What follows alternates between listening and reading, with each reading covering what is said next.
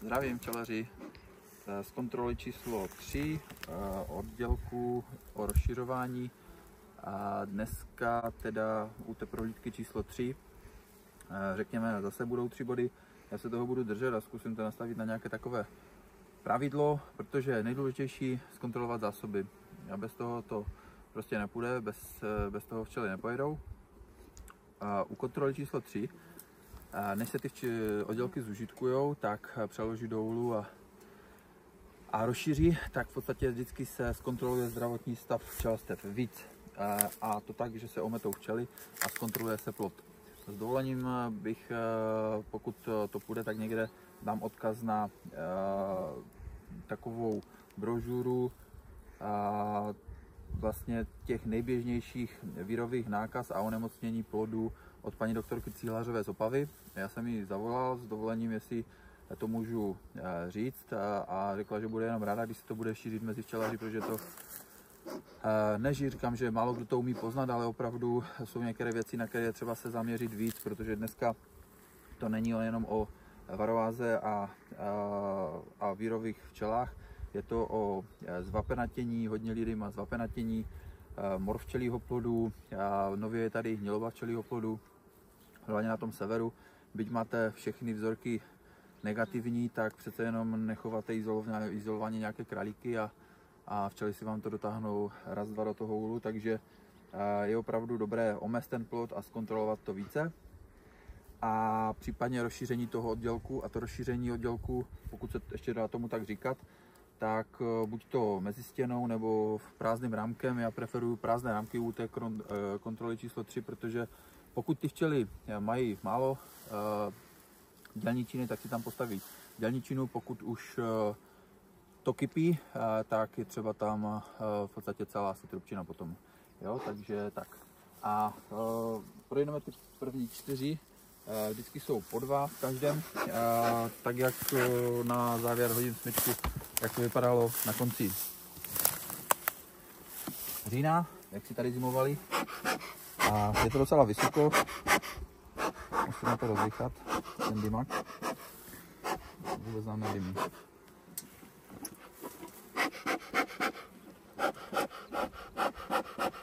Tak snad to půjde.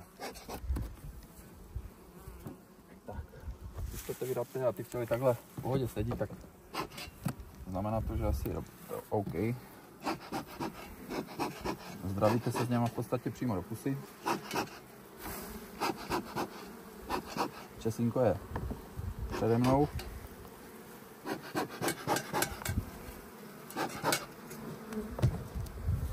Takže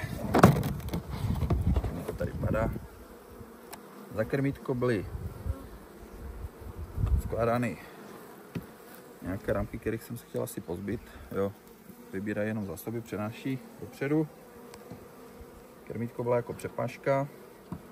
To už nám tady zalází, to půjde pryč. Takže to střepneme. Tak, jdeme na tu prohlídku. Někdo nám volal, takže jsme si to vyřídili. Vzal jsem si kuku, protože přece jenom jim tu koukám úplně v úrovni očí. Koukám na něj pusou, takže to není úplně ideální. Tak a já to z otevřeného plodu, tady je matka. Máži?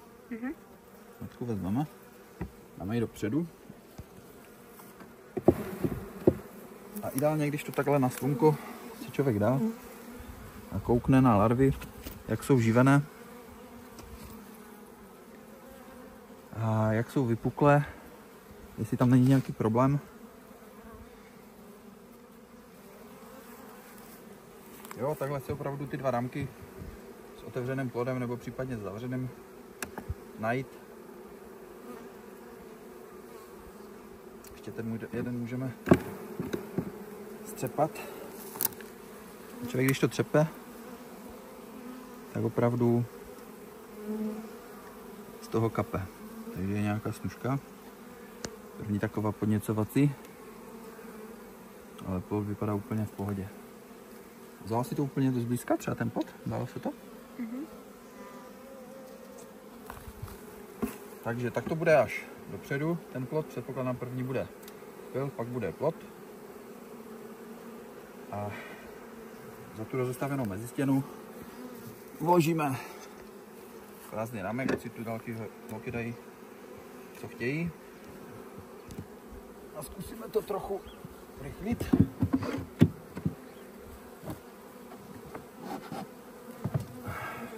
Protože jsme slíbili, že dneska to nebude moc dlouhé, ale musíme ještě za dětskama. Tak, druhý. Zase otevíraté, sedí.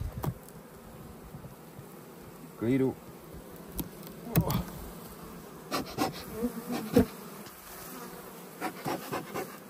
Je to fakt silné. To už potřebuje pryč. Minimálně stavit do krmítka, to není, by člověk možná i matku našel. To není staré, jo, to je 100% nové.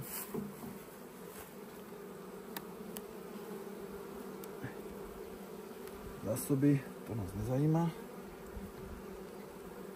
Na kontrolu zdravotního stavu. Tady nějaký otevřený plot. A zavřený, ten bude ideální pro kontrolu. Koukneme, jestli není matka. Mateme. Tak a zase úplně zblízka. Jo, to člověk vidí, že tam ten drive je, že to prostě tam trubci první vedoucích.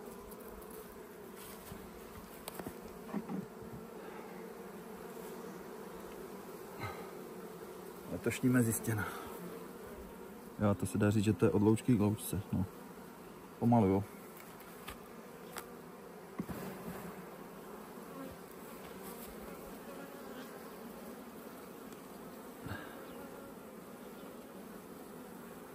Ráda.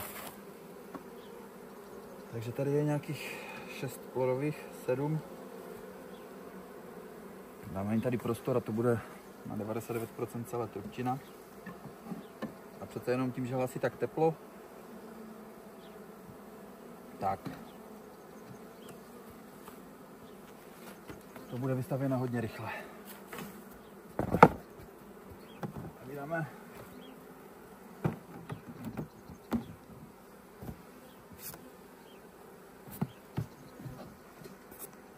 nakonec pozbíráme krvítka. Vezmeme ramky.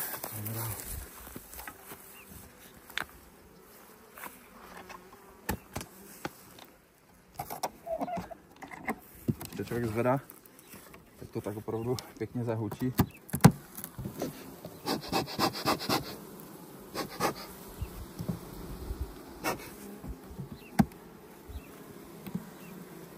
No to už je opravdu nabušené. Potřeba to pryč. Tady nějaká přepaška, ta je úplně k ničemu. Už teď. Krmítko tu necháme, když se to bude zase rozdělovat. Takže kontrola zásob. Kouknu. Zásob mraky. Zakladená trubčina. To je fajn, takže už tady, kdybyste tam dali mezistěnu, tak hrozí 100% to, že pokud ty včely už na to mají, tak vám tu mezistěnu znetvoří a přestaví na trubčinu, jo? A to je pak naprosto zbytečné a stalo se to zrovna tady. Jo? Ten dole na tom kousku, já to zkusím otočit do slunka, jo? Už tam prostě chtějí něco jiného. Takže jim dáme ten prostor, najdeme si nějaký výzramek s plodem, starším, nějaké larvičky. Matka tam není. Tak. To asi nemusíš tak úplně zblízka, protože tu na tom fakt nic není. Ve středu to je zanesené pilem, to byl nějaký starší rámek. To je parádně proplodované. Ucelené, zásob hodně. Potřebujeme místo na stavební rámek. A je jich tu vlastně 2, 4, 6, 8, 10, 12 rámků.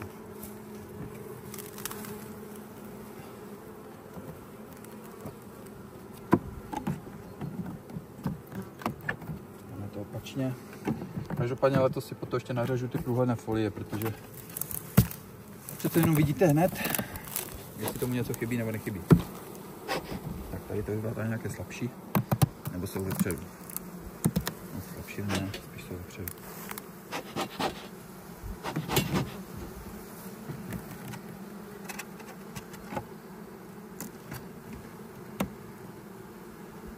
Nějaká starší zjistěna. Ta už je nová.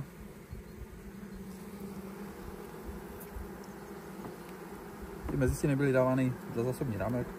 Prohlídky číslo 2.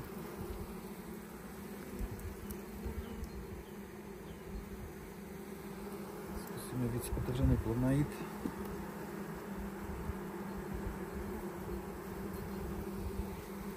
No, tady může být něco uprostřed. Kape z toho neuvěřitelně. Paráda, takhle od středu se to líhne. Spirála, larvičky. Krásně živené. Tak. Já myslím, že trochu člověk už možná to má v oku, takže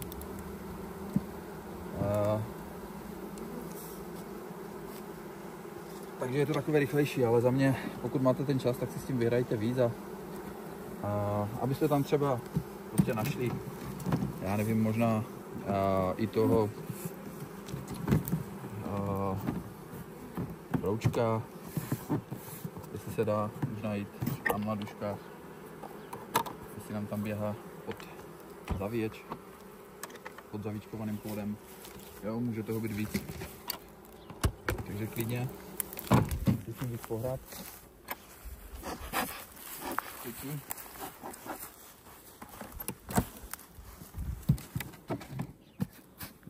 Dotykem se snažím odhadnout, jestli jsou tady nebo tady. Ale oni jsou i tam, i tam. Nevím, jestli jsou úplně vpředu. Jsou úplně vzadu. A není to místo. To místo musíme najít tím způsobem, že dáme pryč krmítko.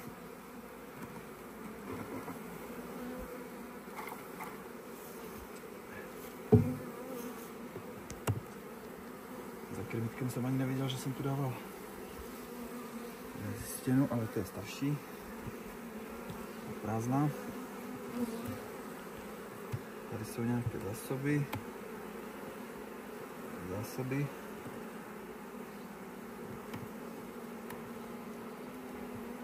Taky. Tady letošní. Zjistěna.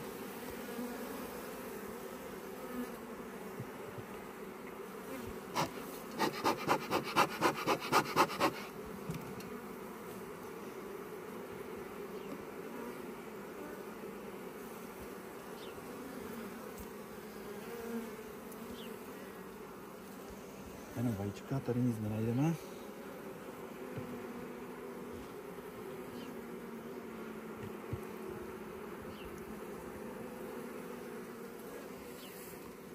Tak a tady 100%, když to mám takhle do slunka, tak to tam prostě nic není. Trubci.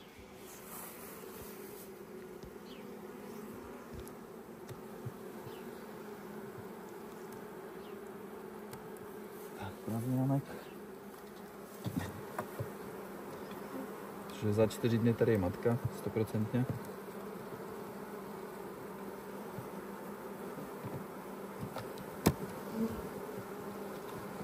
Možná bych tady našel, pokud najdu vedle nějaký pěknější rámek s více zásobama, tak ho tady dám. Byť ta snužka je, Ale jeden úplně vzadu by mi nevadil. Koukneme vedle. Jo, pusme to.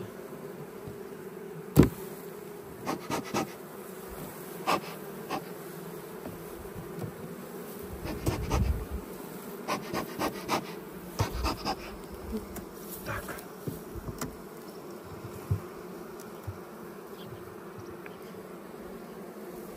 To je fajn. To je čerstvé. Tady jsou zavíčkované staré. Je jich relativně hodně těch zásob. Tak ty rámky vyměníme.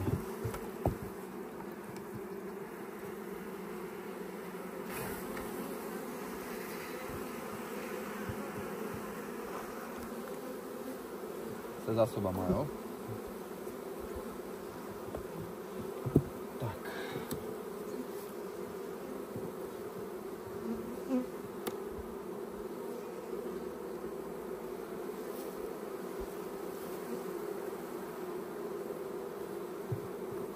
Najdeme rámek s více podem.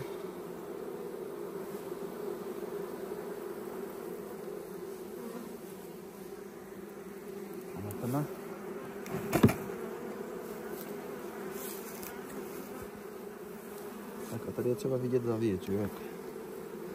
Jak se dostávají, jestli to bude ještě vidět. Jo, a ty včelky to zvíčkovaly a snaží se ho dostat pryč.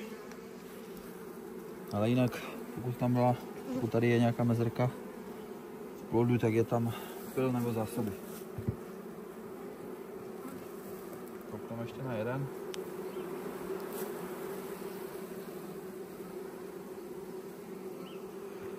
V tom slunku se to dělá fakt dobře. Byť člověk máme doma včelín, ale venku se prostě fakt dělá líp. Někdy trochu zaprší, ale pokud to nevadí vám, tak těm včelám taky, ne?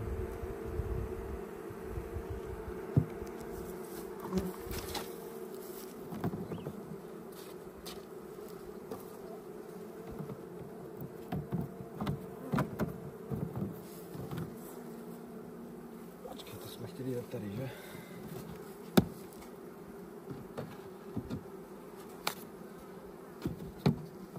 Poslední rámek, který se tady ještě vleze. No, říká se, že ty včelky snesou víc stísněný prostor, že se až tak nerojí, ale myslím si, že 14 dnů, když jsme je takhle nechali, tak vám prostě stejně zamávají, protože nejsou ty včely stavěné na to, abyste je drželi na 12 rámkách.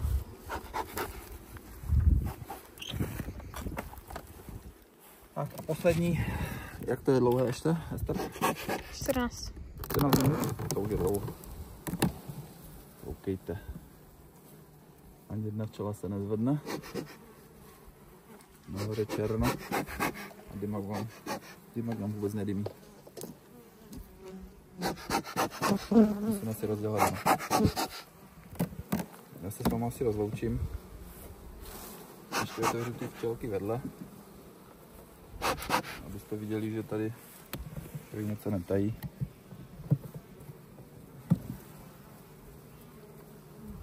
Tak, rozděláme si dymák. Ale už se to rozfoukalo. Tak paráda. No fakt to je pěknější, jak někde pomalu čelstva na paletě. Když se mám takhle tlačí do krmítka, tak se schválně kouknu vždycky, protože už jsem tam párkrát matku našel, jo. To je normálně letošní stavba. Samozřejmě trubčí.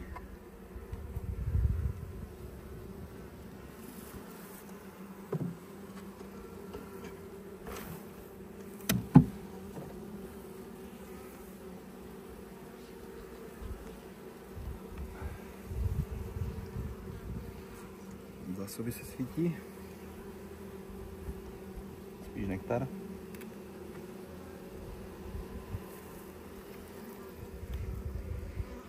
A to je bomba. ten plot, ale najdeme si nějaký. Co jediné mě mrzí, že nejde natočit.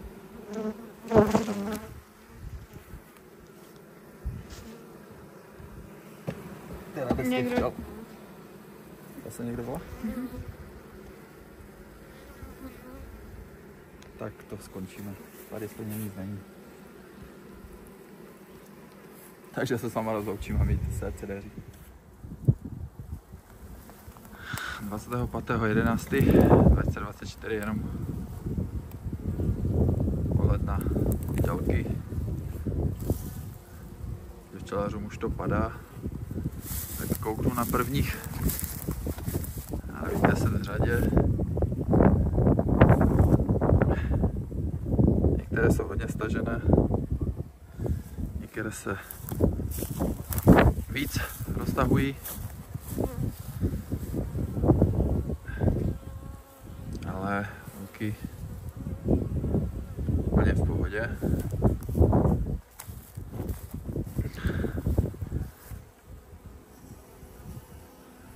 Ale úplně v pohodě. Vytěsněné přes všechny uličky. Přenáší, zimují. Ráno dostal sníh, takže prolety.